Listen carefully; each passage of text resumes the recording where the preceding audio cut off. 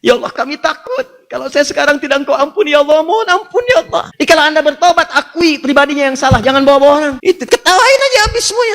Mumpung kita filmnya dibuka sekarang, filmnya, maka edit dari sekarang sebelum dibuka di akhirat. Kalau ada kata-kata yang kotor, dubbing. Isi dengan yang bagus-bagus. Kalau ada adegan yang kotor, sensor. Hapuskan, ganti. Cara hati-hati. Kalau Anda merasa soleh, sholat udah rajin, puasa rajin, maaf, taklim rajin, tapi merasa benar sendiri dan menganggap orang lain salah semua, maka Allah lebih mencintai orang salah yang tobat dibandingkan dengan Anda. Itu tanda, sesuatu tanda yang harus dievaluasi. Ada sesuatu yang salah. Ya, orang soleh itu sedang mengevaluasi diri. Istighfar, sebelum subuh istighfar kepada Allah dan seterusnya. Nah, ketika seseorang ini datang kepada Allah, apa kata Allah? Jangan putus asa dari rahmat Allah. Yuk, saya berikan ampunan. Yang paling dahsyat, begitu dia istighfar, diampuni dosanya. Bahkan ada yang ketika minta ampun meninggal pada saat itu surga langsung dia dapatkan. Nah, sekarang pertanyaannya, apakah ayat rahmat yang dimaksudkan? Sehingga kita bisa mendapatkan keistimewaan dari sifat Al-Quran itu. Kalau Anda bertanya, ya Allah, bagaimana saya mendapatkan rahmat itu? Supaya diampuni dosanya. Maka Allah turunkan ayat-ayat rahmat. Wa nunazzilu minal Qur'ani ma huwa syifa'un wa rahmatun. Ini buka ayatnya. Bacakan. Mintakan kepada Allah. Mohon dengan khusyuk. Begitu kamu mohonkan, maka aku ampuni semua dosa-dosanya. Jadi, kenapa Al-Quran punya sifat rahmat salah satunya? Untuk memberikan gambaran kepada kita, kalau Anda merasa pernah punya dosa, ingin kembali kepada Allah, maka gunakan ayat-ayat rahmat itu untuk memohon kepada Allah subhanahu wa ta'ala. Seperti Allah mengampuni dosa-dosa Adam, seperti itulah Allah akan mengampuni semua dosa anak cucu Adam. Paham sampai sini? Apa diantara ayatnya? Saya buka malam ini satu ayat saja dulu. Satu, seperti persis kalimat Nabi Adam alaihissalam. Jadi kalau Anda sedang berbuat salah, tiba-tiba ingat untuk berbuat kembali kepada Allah, berbuat baik, bertobat, langsung ingat kalimat ini. Ini kalimat pertama yang diucapkan Nabi Adam alaihissalam saat beliau bertobat kepada Allah subhanahu wa ta'ala. Dan hebatnya, langsung turun kalimat. Fataba alaihi, diterima tobatnya, diampuni semua dosa-dosanya. Makanya Nabi Adam berwasiat ketika turun ke bumi, langsung dibacakan kalimatnya, diabadikan dalam Al-Quran, oleh Nabi dibimbing kepada kita untuk membacakannya. Dalilnya ada di Quran surah ke-7 ayat ke-23. Paling kanan sebelah atas di mushaf. Waqala, karena yang bermaksiat Adam dan pasangannya, ketika mereka berdua sudah berjumpa, mereka merasa, awas kita pernah salah, jangan berbuat salah lagi. Kita mohon kepada Allah supaya Allah mengampuni dosa-dosa kita. Perhatikan kalimatnya. Rabbana zalamna anfusana wa illam taghfir lana wa tarhamna rahmat wa tarhamna lanakunanna minal khasirin. Di kalimat pertama. Tapi mohon sekali dibacakannya jangan sekedar pakai lisan, pakai hati. Pakai hati. Di cara memohonnya bukan sekedar di lisan. Kalau cuma di lisan jangankan Anda, ajarin anak kecil deh. Yang 4 tahun, 5 tahun, suruh baca itu. Mereka juga bisa baca itu. Sedangkan mereka belum baligh. Belum ada peluang dihisab di situ. Ya. Belum taklif mereka. Jadi kalau cuma bacaan di lisan, jangankan Anda, anak kecil pun bisa. Bacakan dengan hati. Jadi begitu Anda katakan, Rabbana zalamna anfusana. Ya Allah yang merawat kami. Rabb itu sifat rububiyah. Yang merawat, mengampuni dosa, memaafkan kalau salah, menyembuhkan kalau sakit. Seakan-akan Anda mengatakan begini, ya Allah, Engkau yang telah berjanji kalau kami salah akan memaafkan. Engkau yang mengatakan kalau kami berbuat dosa akan mengampuni. Zalamna anfusana, kami mengakui kami berbuat salah ya Allah. Dan kesalahan itu karena diri kami. Anfus jama dari kata nafas. Anfus jama dari kata nafas. Masih ingat nafas ketika disebutkan ada apa di dalamnya? Nafsu. Anfus jama dari kata nafas. Nafsun disebutkan di surat Yusuf tadi. Innan nafsala ammaratun bisu. Ya Allah, kami berbuat zalim karena nafsu kami ya Allah. Kami berbuat salah karena diri kami ya Allah. Jadi kalau Anda berbuat salah, jangan lekatkan kesalahan itu kepada Allah. Jangan nisbatkan kesalahan kepada Allah. Yang salah itu Anda, bukan Allah. Dan jangan pernah kesalahan Anda dikaitkan dengan orang yang tidak ada hubungannya. Jadi kalau Anda bertobat, akui pribadinya yang salah. Jangan bawa-bawa orang. Ya Allah, saya mengakui berbuat salah. Tapi kesalahan saya kan karena Ustaz Adi, ya Allah. Mohon. Kalau saya tidak ikut kajian Ustaz Adi, nggak akan berbuat salah. Memang itu Ustaz bid'ah, ya Allah. Oh. Udah tobat, kalah lagi nyalahin orang. Ya. Jadi kalau Anda ingin bermohon kepada Allah, minta. Rasakan. begitu Anda menyebutkan, lihat kalimatnya, "Zalamna anfusana", kami telah berbuat zalim dengan diri kami ya Allah. Nah, langsung Anda bayangkan siapa yang Anda zalimi itu. Kalau ibu Anda, maka bayangkan saat beliau mengandung, merawat, menyayangi Anda. Bayangkan saat itu, minta. Dan yang paling dahsyat, wa illam taghfir lana. Ya Allah, kami takut kalau saya sekarang tidak Engkau ampuni ya Allah, mohon ampun ya Allah. Saya takut kalau enggak diampuni ya Allah. Karena taruhannya kalau ampunan Allah tidak diberikan, maka neraka jadi jaminan. Maka bayangkan. Dan awas ya, jangan bayangin neraka dulu nih, kejauhan. Alam kubur. Jangan bayangin alam kubur dulu, kejauhan. Sakaratul maut.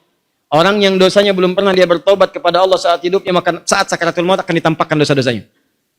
Itu yang membuat dia gelisah, takut, gasak, gerusuk, tidak karuan, mulut meracau, kadang mukul-mukul sana sini dan sebagainya. Wah, dahsyat dia, takut. Kalau nggak percaya silahkan aja. Saya udah ingatkan Anda, kalau masih pengen milih berbuat dosa, silahkan kumpulkan lenan, nabung tuh dosa sebanyak-banyaknya. Nanti kita lihat di akhir. Begitu Anda masuk sakaratul maut, Anda akan rasakan bagaimana presentasi dosa dibentangkan di hadapan Anda. Dan malaikatnya nakutin.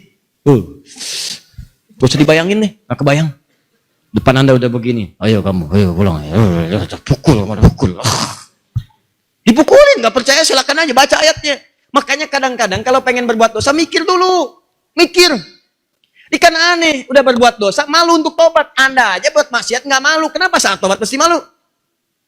Aku malu melihat orang, aku malu melihat begini. Kamu maksiat gak malu, sekarang merasa malu. Kamu bayangin dulu, makanya mikir kalau ingin berbuat dosa, bayangkan akan dipermalukan. Kalau ingin berbuat dosa, bayangkan akan dibuka. Kalau pengen berbuat dosa, mikir dulu, dosa itu mengalir ke siapa? Bapaknya yang korupsi, keluarganya yang kena. Makanya kalau mau nyuri, mikir dulu, keluarga antum akan kena. Nih anak-anak antum yang lucu-lucu. Dibawa ke majelis taklim, disayang, main dengan tetangga. Apa antum tega membuat mereka dibully oleh teman-temannya? Hei anak koruptor, anak pencuri, anak penipu. Kasihan anak itu. Dia belum tumbuh sedang menanggung dari kesalahan Anda. Kenapa? Karena dosa yang Anda bawa itu bawa ke rumah, dimasak oleh istri Anda, dimakan oleh mereka. Jadi mereka kebagian dari dosanya, kebagian dari hinaannya, kebagian dari celahannya. Antum mikir dulu kalau ingin berbuat salah. Antum anak, antum berbuat salah, bapak ibu antum kena. Sudah mengandung dibikin susah, melahirkan susah, menyusui susah, sudah dewasa bikin susah juga. Antum apa nggak punya waktu untuk membuat bahagia bagi orang tua? Tobat, balik. Dan kalau sudah dibuka, itu artinya Allah membimbing Anda untuk tobat, bukan ingin mempermalukan Anda.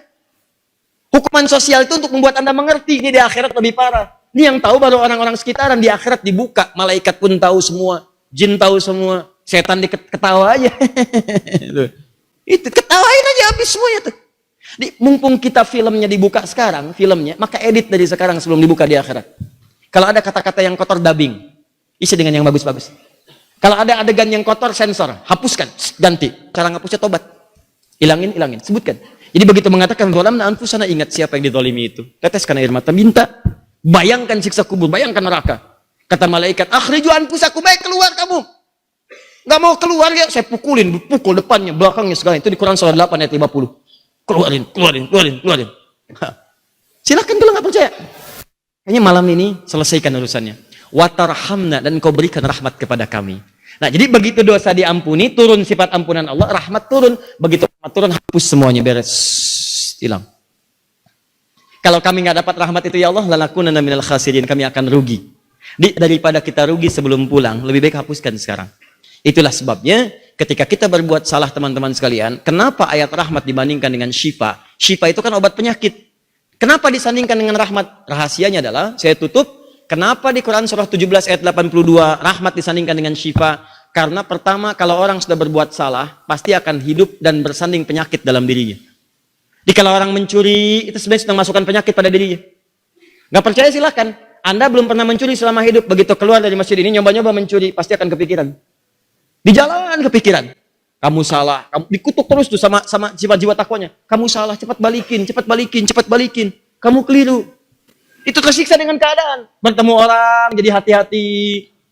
Jadi diam-diam, dia takut ketahuan. Yang tadinya bebas, jadi tersiksa. Makan, jadi perasaannya jadi nggak nyaman. Itu ngundang penyakit.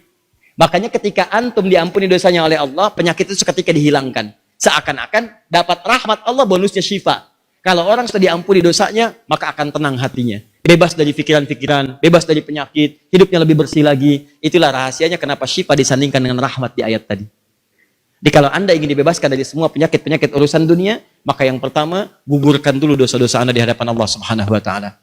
Saya tutup, itu yang dimaksudkan kalimat Nabi Nuh di Quran surah 71 ayat 10 sampai dengan ayat 12. Ketika umatnya banyak berbuat salah, kata Nabi Nuh, "Faqultu astaghfiru rabbakum innahu kana ghaffara." Aku katakan pada umatku, kalian cepat istighfar, tobat. Allah akan mengampuni dosa kalian. Kalau sudah Allah ampuni, apa yang diberikan? Yursilis samaa 'alaikum midrara, maka hujan yang kering akan turun. Wa yumdidkum bi amwalin wa banina. Awas, dan Allah akan lipat gandakan harta kalian, anak-anak, keturunan sehat semua.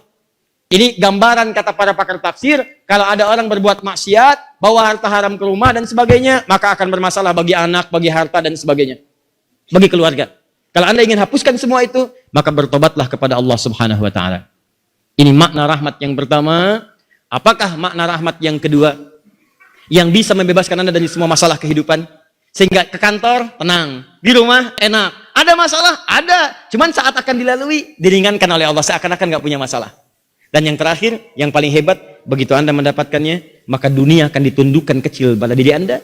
Dan apa yang Anda butuhkan, Allahu Akbar. Belum Anda dapatkan, sudah Anda dapati. Belum Anda cari, sudah menghampiri. Bagaimana cara mendapatkan itu? Itulah yang akan kita bahas di pertemuan berikutnya insya Allah.